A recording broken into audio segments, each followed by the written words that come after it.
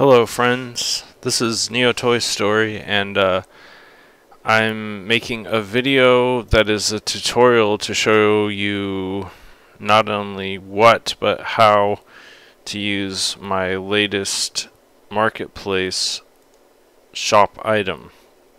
The item is called NTILE, and that is sort of a play on the DTILE, which is the real world item.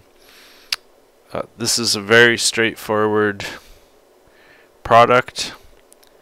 It is a modular tile system that allows you to build three-dimensional surfaces with this beautiful modular curvature that looks basically like this at almost any scale, whether you want to use the original meter square or cubic meter modules, or whether you want to shrink it down and build actual countertops or whatever you can imagine. This modular set will allow you to do that. So yeah, this is basically what the item looks like in the real world, and then this is what it looks like in Second Life. So when you buy the item, you'll get this folder called NTILE, which contains 11 items. However, you actually only need 10 different modules to create all of those tile surfaces, but I'm going to explain why there's 11 eventually. Alright, I can only do this one at a time, so I'm in a public sandbox right here. Now, all these modules are designed to operate based on Second Life's grid system, so you can drag and drop the items in world using the grid, and under normal circumstances they should align properly. However, due to the way Second Life imports objects, it's not quite as straightforward as it should be. And I will try to explain that too in this video. But essentially, what I'm doing right now is resing and aligning all of these on the same plane.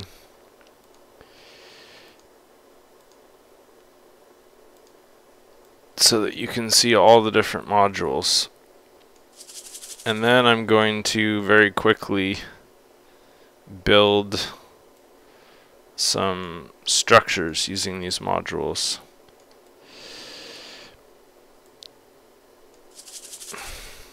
Each one of these modules is completely materials enabled. It has a normal map, a specular map, and a diffuse map. And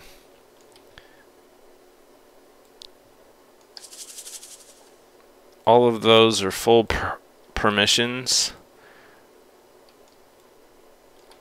as are the modules themselves. I'm not going to bother aligning all these precisely. I'm just going to lay them out as easily as possible.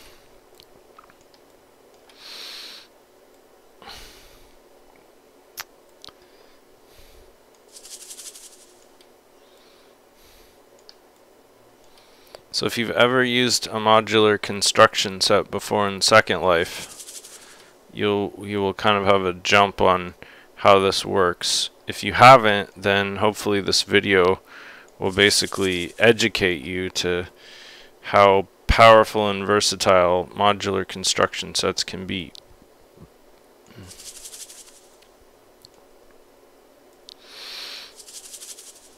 Alright, so that's all 11 modules. You'll notice that the first modules are more or less identical. The only difference is they're on a slightly different z-axis plane, even though according to the viewer they're both on the 28 meter mark. Also, I'd like to call attention to the texture here. As you can see, if you look really closely, you can see the detail. These are 1024 textures, and like is standard procedure for almost all of my items, I put them in the contents of the item itself, so you don't have to message me and ask me for the textures. You can just res the item, open up the item, and copy the textures to your inventory, and then edit them in your application of choice. But yeah, I was really pleased with the way the textures came out, especially the normal map. I felt like I pretty much nailed it. It's been kind of a challenge for me in some textures, but it's supposed to mimic the texture of tile and make it a little bit more realistic. But I really like the way the gradation turned out. Each one of these items is approximately a land impact of 1, so it's a fairly low impact. The modules 1 and 2 actually have a land impact of 0.5, and some of these have a land impact of like 1.3, but more or less it's a incredibly low impact modular construction set, which is essential obviously if you're going to be building large constructs. So let me just give a quick demonstration of how these modules work and how powerful they can be. So I'm going to start with this one right here, which is a fairly easy and fun one to play with. Always when you're building with modules, you want to make sure that your starting module is aligned to the X, Y, and Z axis. That's really critical. And then once you've got your base module set, then you can start resing additional modules, and using the in-world alignment and rotation tools, you can very quickly copy and paste and iterate and make three-dimensional structures with these modules. Now, the reason that there's slightly offset versions of the module 1 is because all of these modules are designed using a 1 by 1 by 1 meter square, or cube I should say, and so they're designed to be manipulatable along the Second Life native grid so that you can quickly snap and align the objects no matter how many other modules you're using in the set. However, because of the way Second Life imports mesh objects and kind of ignoring your origin point, it doesn't always turn out the way you expect it would. So I've had to kind of like improvise a little, so I'm going to show you like where that problem may occur. Because not all these modules line up on the grid, and here's the first example right here. Now normally these would snap to a line because, as you can see, this is on Z-axis, it's on 28.5, and this one's on 29. So if we put them both on 29, you can see they're off by quite a significant margin. It's actually the bottom part that's aligned. But if you want to align it with the top, what you have to do is offset that bottom part by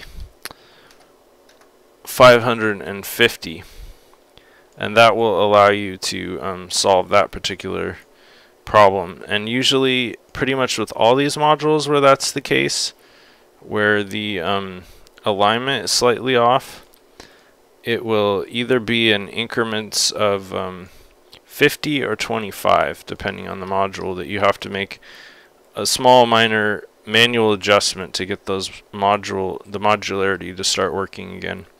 And luckily, this one is actually the hardest piece right here, because it takes up 1/4 of the 1 by 1 by 1 meter cube. So in order to align these, you have to basically custom align on the X and the Y axis, which is kind of a pain, but the good news is once you get it aligned, then you don't have to mess with it anymore, and it will just automatically be properly aligned moving forward.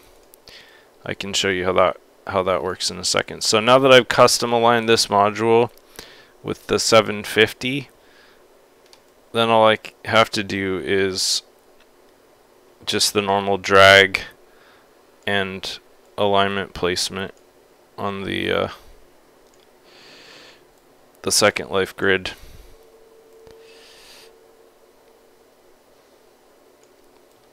At least on one axis. So yeah, I'm sorry, this is a little bit of a pain, but unfortunately there's just no other way around it because of the way that Second Life imports the objects and erases the custom origin points that I set for all these. I tried many different workarounds, and it turned out to be a lot more challenging than any level of expertise on my part was able to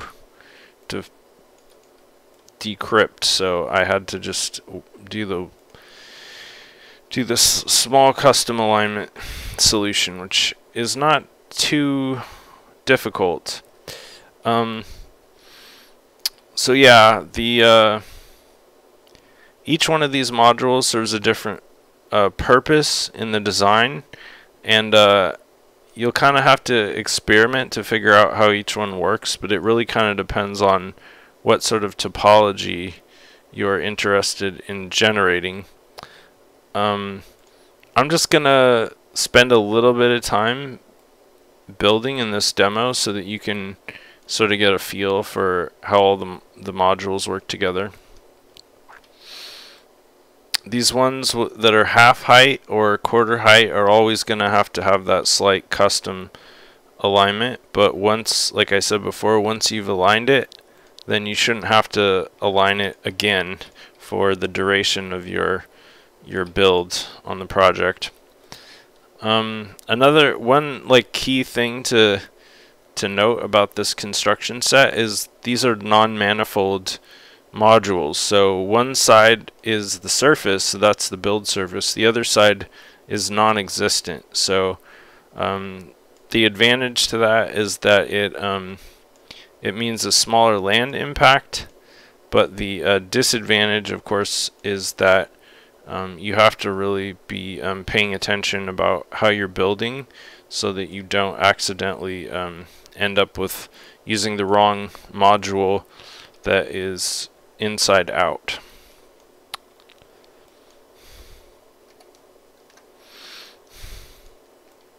So yeah, the alignment's pretty intuitive on most of these, and there's some really cool tricks you can do with some of these modules. Let's see if I can show you some of the advanced build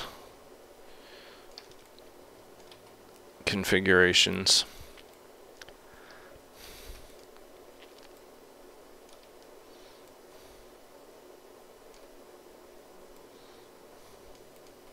You'll definitely want to familiarize yourself with Second Life's native kind of build tools to use these modules.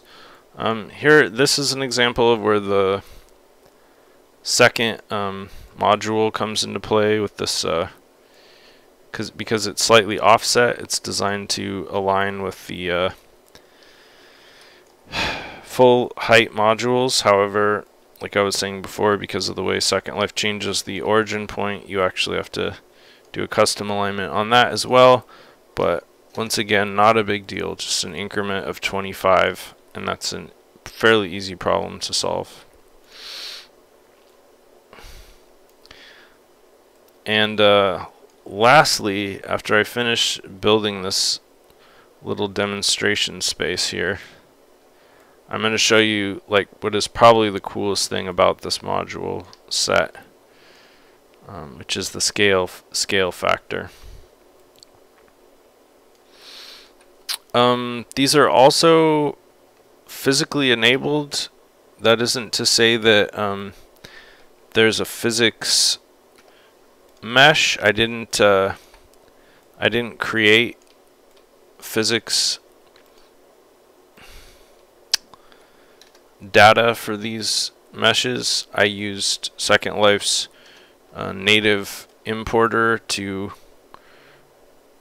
take care of the LODs and the physics, and there are a few reasons for that. Like, I tried creating custom LODs and physics meshes, and I wasn't super pleased with the results, so I ended up just using the default uploads, and it actually turned out to be advantageous because it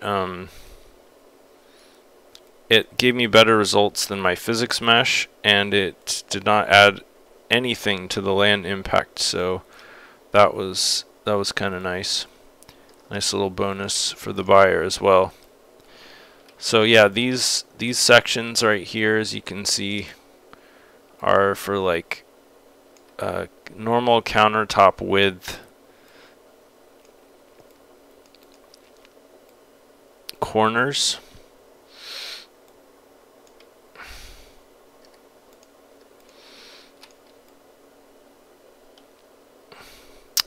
And this one right here is for this area right here, where you want to create like a sink surface, like a half height sink, or just like a pool or cavity. Trust me, it's all going to come together here in a few seconds. A lot of times you can tell if you move them into their approximate locations, and then you look over here, you can usually tell like what you need to do to get the pieces to align. It can kind of be a pain sometimes, but just keep moving the view around and eventually you'll get it right. 25, 25, and the z-axis also 25, I believe. If not 25, then 75. Yeah, it's 75.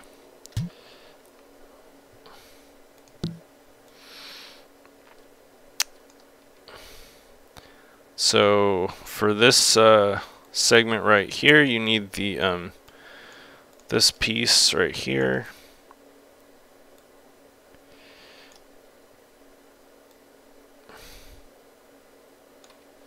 So I mean, you could theoretically, if you wanted to, like build a skate park or some kind of really complicated water feature, like for fountains or pools or anything. There's a lot of potential modular construction sets allow you to kind of take control over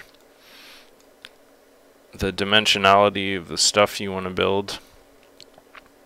Yeah, like I said, sometimes this can be more challenging than others, but it really doesn't take too long to get it into the approximate position, and then once you get it into the approximate position, it becomes fairly obvious where your objects should be aligned. Although that was not obvious. There we go, 25. Okay.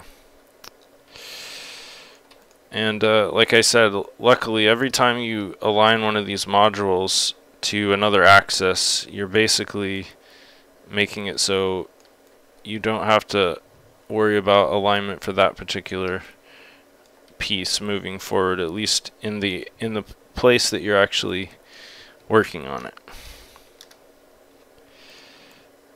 Alright, and then just one more square piece down here.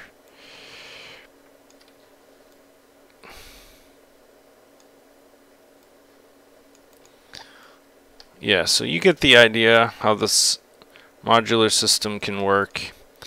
You can actually build quite a bit with just these 4 corner pieces.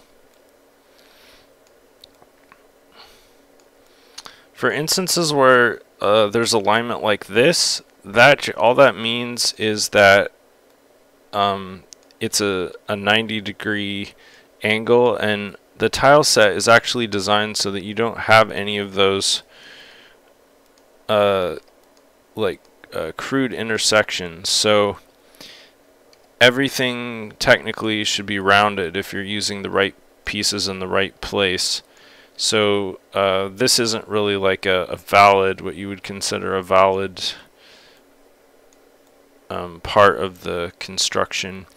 There's a half height and a full height piece for this particular structure, and you'll notice that the half height and the full height do not intersect, and that is also by design. It has to do with the way the modules are supposed to work for the actual tile system. So you're not going to want to mix half height and full height modules because they're never going to line up perfectly. So the full height are for the other full height modules, and the half heights are for all the half height stuff. So yeah, I was going to demonstrate the physics of this system right here. It's more or less fully physical, so if you were to create like a really complicated structure, avatars could easily walk over this, or it can interact with physical objects. And okay, so the last thing I wanted to show. Firstly, let's get a land impact count on this. So this is 32, this entire object, and if you link it, it's only 18.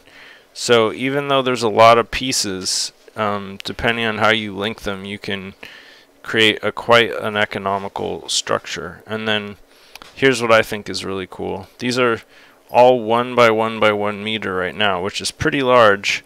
But if I use the scaling tool in Second Life, I can make them incredibly small, or like if you were literally making like a kitchen countertop and a sink and all that, you could totally do that, and it's only going to look better and better the higher resolution it is because of the textures. So yeah, I don't know. I'm selling this at a discount because of all the minor like little flaws that I didn't anticipate, and the problem with the alignment issues thanks to the Second Life mesh importer. But otherwise, yeah, I'm releasing this to the wild, into the wild, and hopefully a lot of people will be able to find some use for this and enjoy it. So yeah, thanks for watching. I hope you enjoyed this tutorial. I'm sorry if it was a little too off the cuff, but yep, anyway, thanks for watching.